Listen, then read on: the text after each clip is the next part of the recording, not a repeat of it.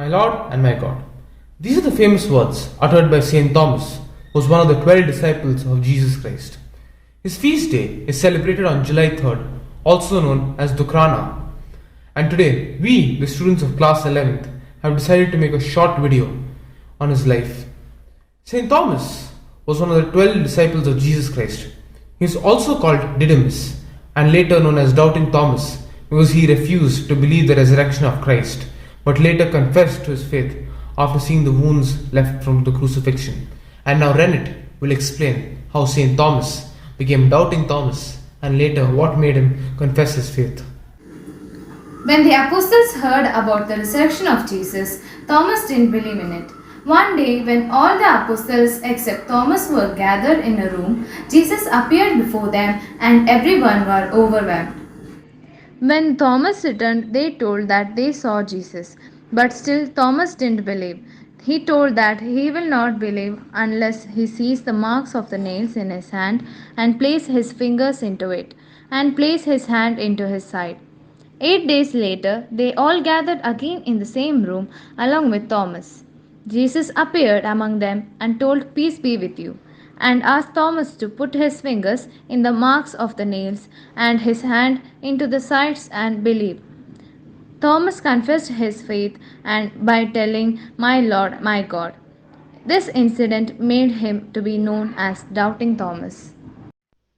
The faith of Saint Thomas grew very much and led him to preach the gospel. He arrived in India and spread the gospel here. So to know how Christianity came to India, let's hear it from Amith. Saint Thomas, after visiting Sokota, came to Muziris or Kodungallur, north of Cochin in about AD 52. He converted natives of sound social and religious positions and established Christian communities at 7 places. He also appointed leaders from the leading families from whom he had converted to look after and lead the church. From Kerala, St. Thomas proceeded to the eastern parts of South India where also he had converted people, and then he moved on as far as to Malacca and China. Later, returning to India, he was martyred and buried at Mylapore in AD 72. His mortal remains are entombed at Mylapore, now known as St. Thomas Mount.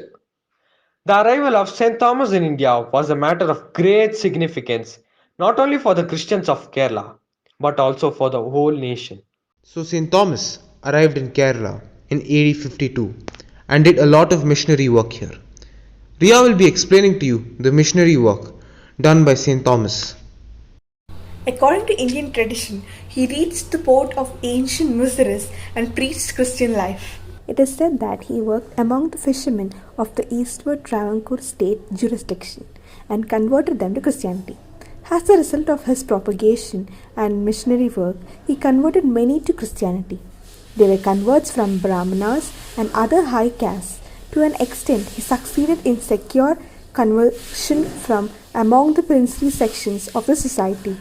At that stage, Christianity received ample patronage from the petty chieftains, and this led to the beginning of the Christian community in India from early Christian era. This is believed that St. Thomas founded the basis Christian community and totally 7 churches were established by the saint, namely Kodungallur, Kokamangalam, Niranam, Nilakil, Kollam, Kottakavu, Paliyur and Travancore. The conversion of Saint Thomas was not liked by few tribesmen, which led to the death of the saint in Mylapore. Let's look into the death of Saint Thomas. According to Syrian Christian tradition, Saint Thomas was killed with a spear at Saint Thomas Mount in Chennai on 3rd July in AD 72, and his body was buried in Mylapore. The martyrdom of Saint Thomas took place in the city of Mylapore. There, Saint Thomas came into conflict with the tribesmen of Kali, who assassinated him for converting many of their followers. His bones were then brought into the city of Mylapore and buried inside a church which he had already built there, where in the 16th century, Portuguese explorers built the San Thome Basilica, which was rebuilt by the British in 1893. Ephraim, the Syrian, states that the apostle was killed in India and that his relics were then taken to Edessa. This is the earliest known record of his death. St. Thomas converted many people to Christians, and they followed a common tradition which led to the Mar Thoma Christians. We have Joshua to explain about the Mar Thoma Christians. The St. Thomas Christians are an ethno-religious community of Indian Christians in the state of Kerala who currently employ the Eastern and Western liturgical rites of the Syriac Christianity. They trace their origins to the evangelic activities of St. Thomas the Apostle in the 1st century. The tradition of origin of the Christians in Kerala is found in a version of the songs of THOMA or Thoma Parvam, written in 1601, and believed to be a summary of a larger and older work. St. Thomas Christians still retain many of their ancient traditions and rituals, both in their social and religious life. St. Thomas Christian services have many unique characteristics compared to others. Prior to the 1970s, the Nazrani Kurbana was completely sung in Syriac. Many of the tunes of the St. Thomas Christians worship in Kerala, especially those in the Eastern Syriac tradition, are remnants of ancient Syriac tunes of antiquity. We have seen the effigy of Christ on the crosses, but St. Thomas' cross lacks it. Christo will now explain to us about the St. Thomas cross and its symbolism. Marthoma cross is a Syrian term which means St. Thomas cross.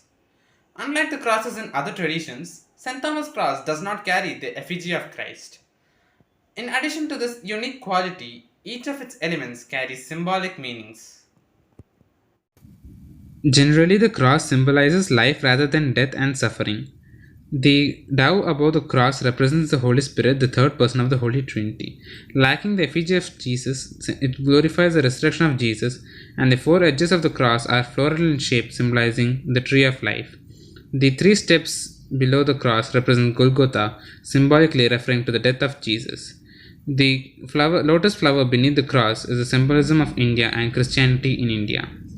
As a part of missionary work, St. Thomas established 7.5 churches at different places. Now Ryan will be explaining to us the establishment of these churches. Paligal, meaning 7.5 royal churches, are the 7 major churches or Christian communities of St. Thomas the Apostle across the Malabar coast of India that are believed to have been founded by St. Thomas the Apostle in the 1st century. The 7 churches are located at Kodungalur, Kollam, Palayur, Kottukava, Kokamangalam, Niranam and Nilakil, and half the church at Travancore. It is the churches established by St. Thomas which act as the affidavit for his gospel activities. Places of worship during the 1st century did not have huge constrictions. Churches were meant as meeting place for small communities, while huge palaces and temples existed under the kings in Tamil Nadu and Karnataka. It was not the case in Kerala. Due to the climatic conditions of the state, constructions did not last long. Churches were identified by the crosses installed in front of them. St. Thomas, who was skeptical about the resurrection of Jesus, became the apostle of India. When Jesus told the disciples that he was heading back to Judea to see Lazarus, the disciples fearfully prodded him that the Jews there had just tried to stone him. But it was St. Thomas who piped up, "Let us also go so that we may die with him." His faith in Jesus set a precedent before us to also believe in God.